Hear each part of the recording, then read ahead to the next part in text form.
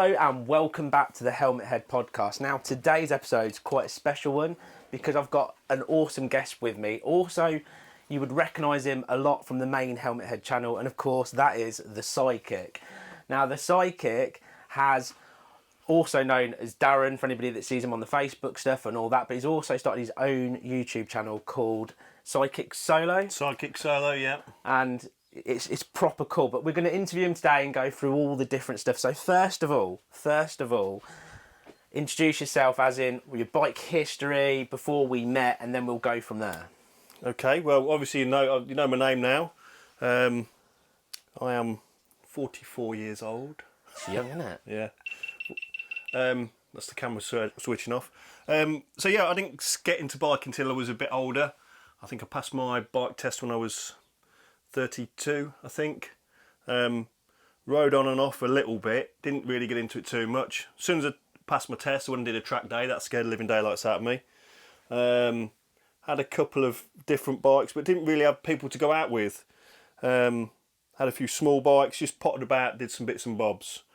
And it wasn't really till the Vespa came along, rebuilt the Vespa, and then got involved with you, and then we've been kind of going on out and going all over the place, haven't we? We have. It was very much like, I think I'd started my YouTube journey by what?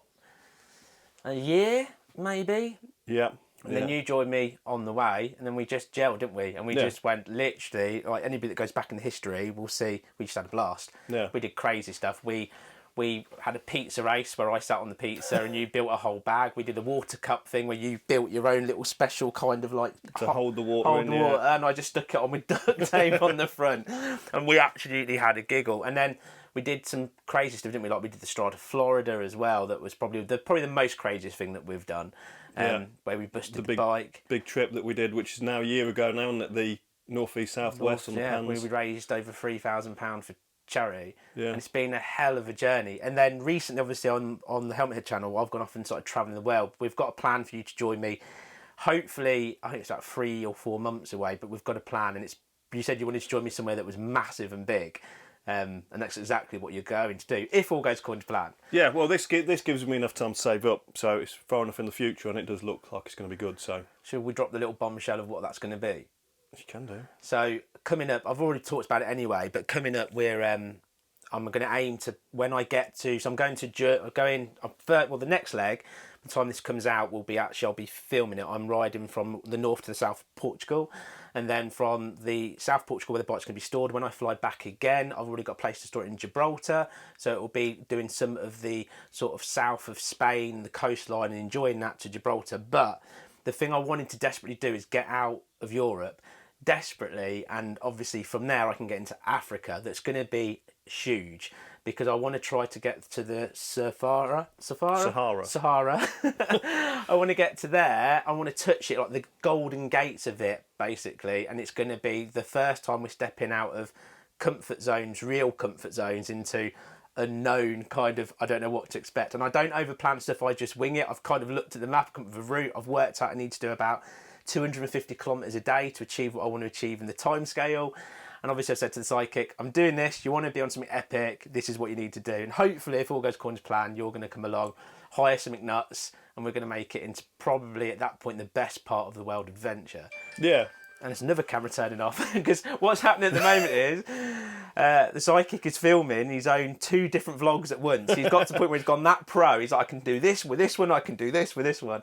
So there's cameras switching off in the background. Anyway, back to you. So obviously we've done all our cool stuff together, but what's really awesome is you've just started your own YouTube channel. What's a big thing to do, isn't it? It takes a lot of work and a lot of time. So first of all, go and say yet again what your YouTube channel name is for everybody that's listening across on Apple and Spotify and all this stuff.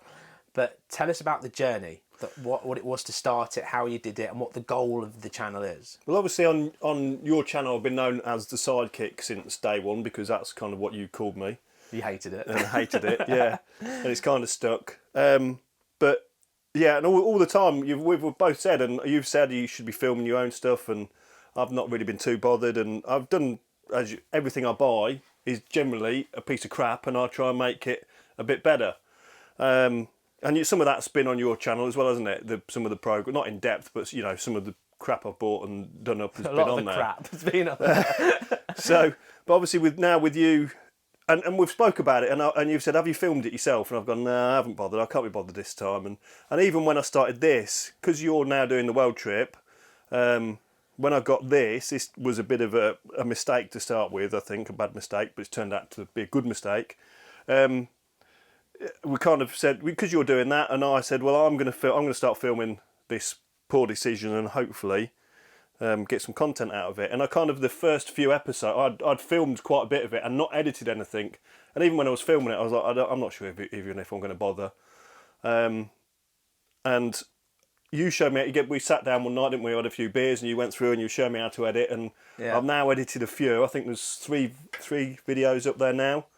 And the response it's had, I've been blown away. I just can't believe the response it's had. It's been mega, isn't it? It's been mega. The first video, I mean, obviously it was clickbait title.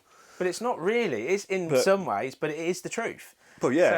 So it is clickbait, but it's actually real clickbait. You're not clicking on it just to have a completely different video. It's actually what happened. Which was this, getting this bit, what was the title? BMW GS, the financial mistake, which is what it was.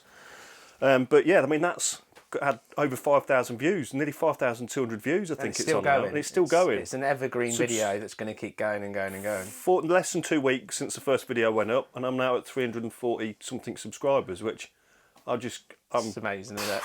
I'm just blown away. I've still got, there's another video coming out which will probably be tonight, that'll be my fourth. I've just finished editing that.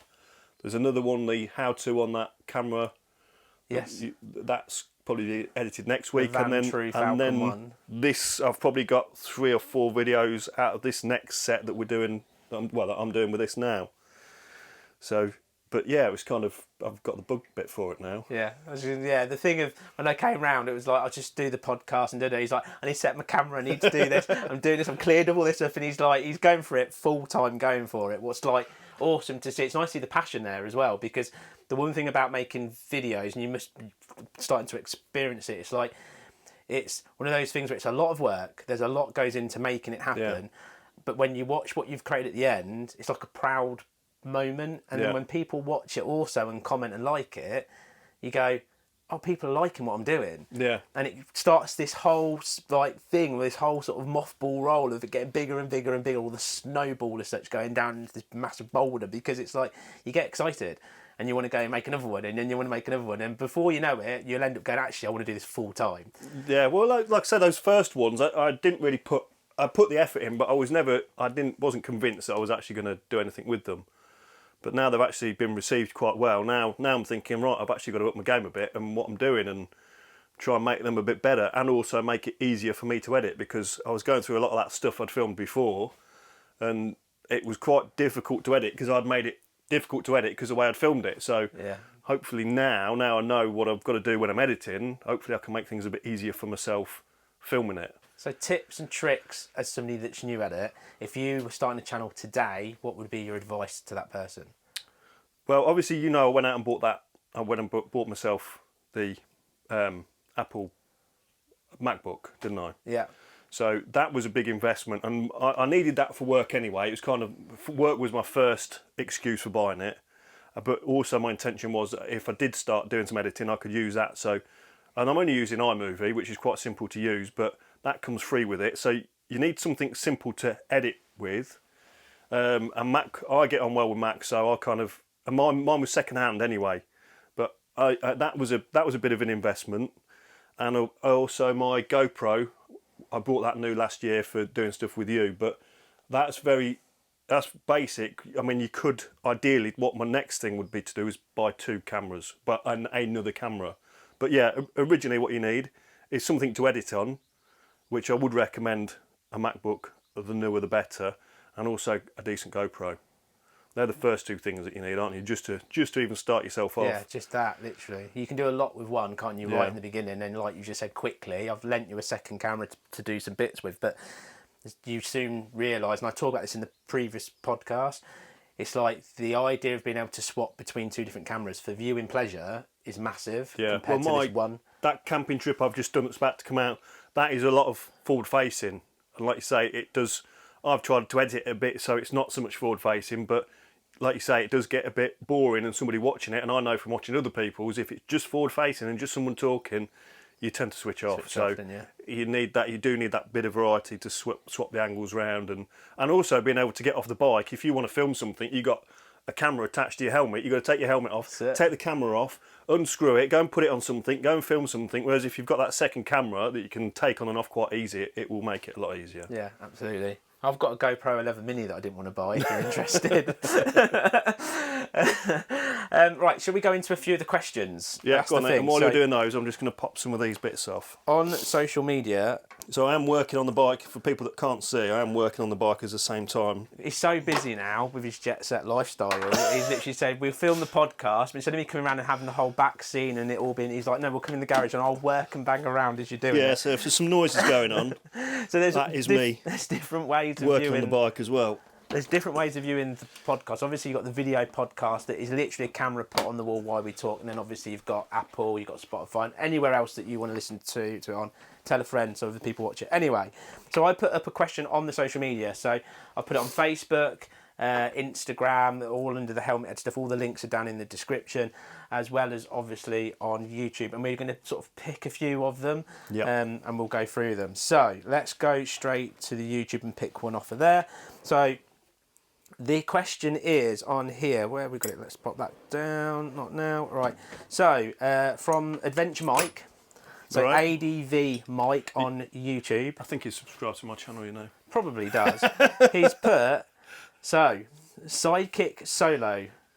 Yeah. He put, might be the best username on YouTube. That's not really a question, but it is, isn't it? Yeah. It's a flipping cool, it's a really cool name.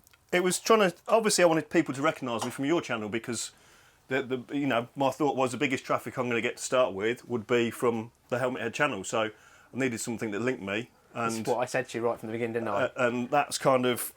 Because when you were talking about setting up the name, it's almost like you've already got a brand. Yeah. Because people already enjoy watching you.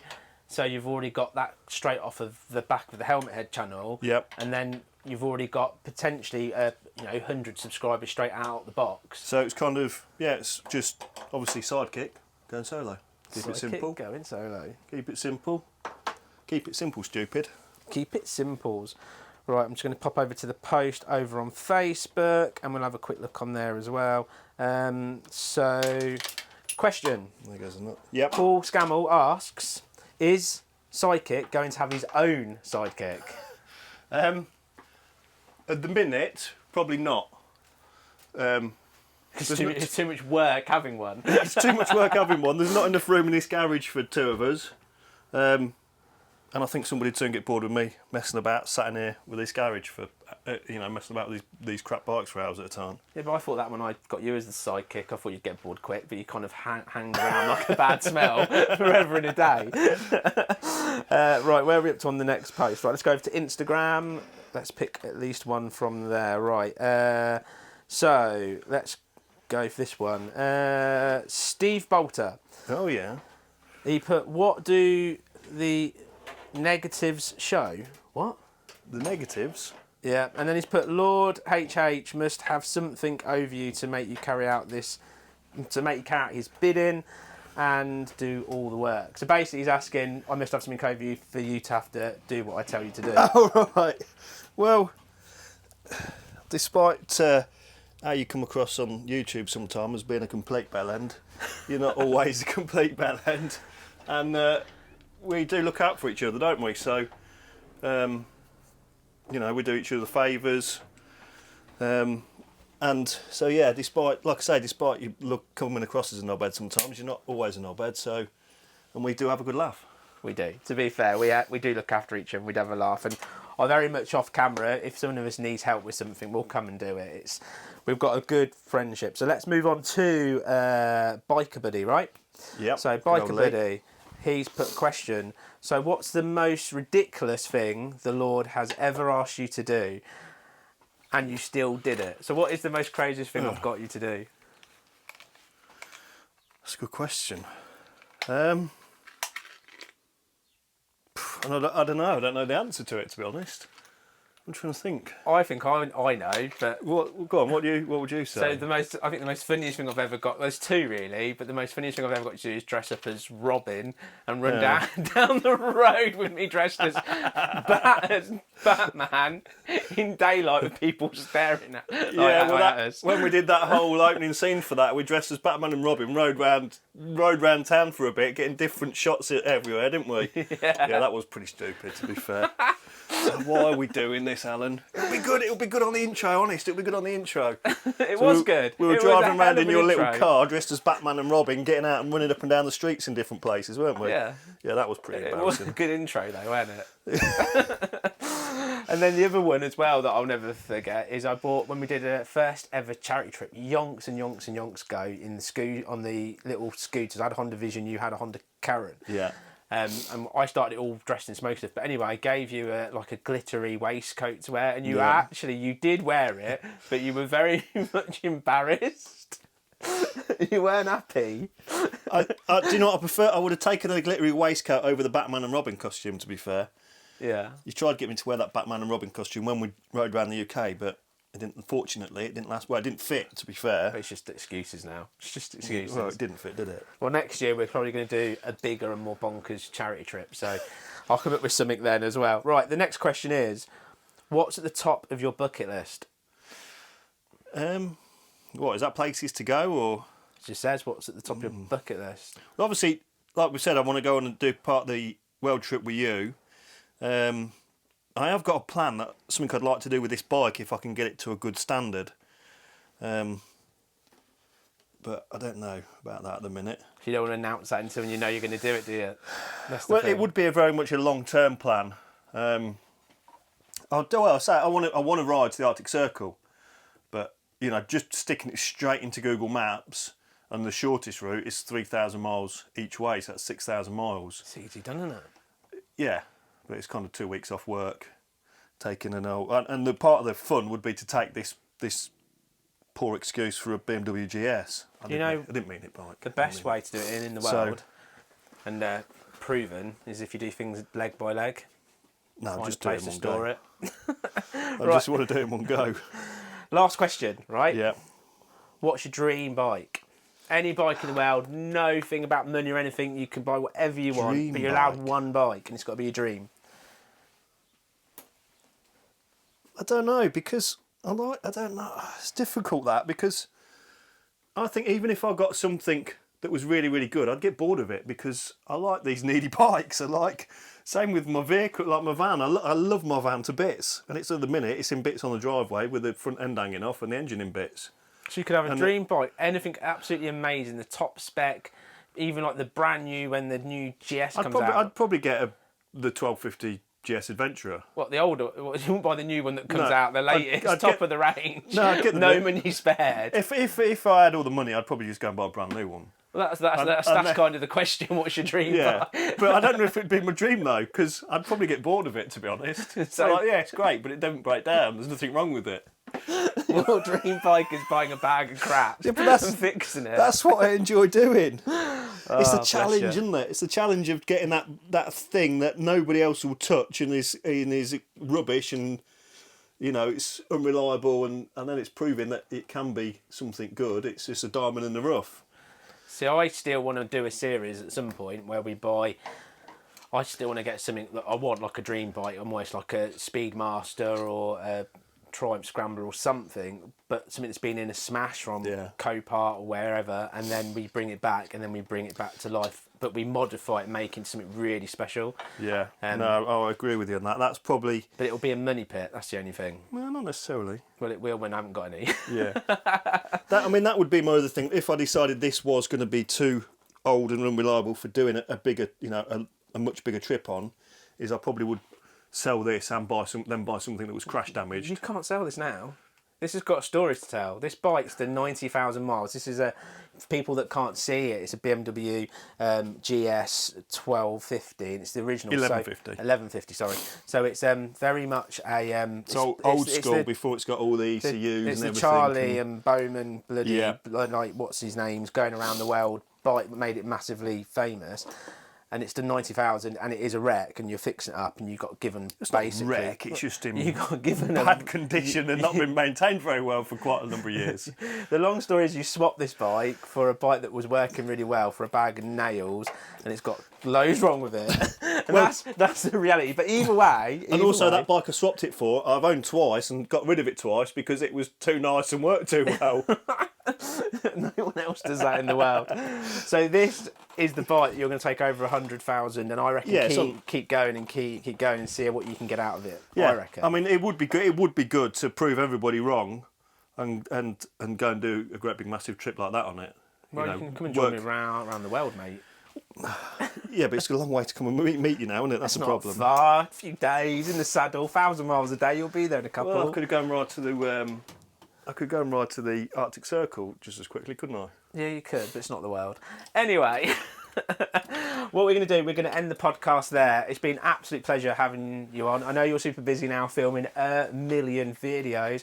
Me and the Sidekick, if anyone's interested, on the patron meets coming up on the 23rd of June. 23rd at night is when we're going to meet up. The actual ride's on the 24th. We are riding across Wales. It's led by a patron as well. There is still time to join. This is, if anyone listens to this like a year later, so this is 2023 while this is being filmed, you're more than welcome to join Patreon and come along and join us. And you can ask the Sidekick to sign your man boobs or bald head. He loves doing stuff like that. So just thank you everybody for watching. I'm going to end it here. I'm going to get the Sidekick to sign us off by saying the famous words, see you in the next one. See you in the next one, everybody. Thanks a lot.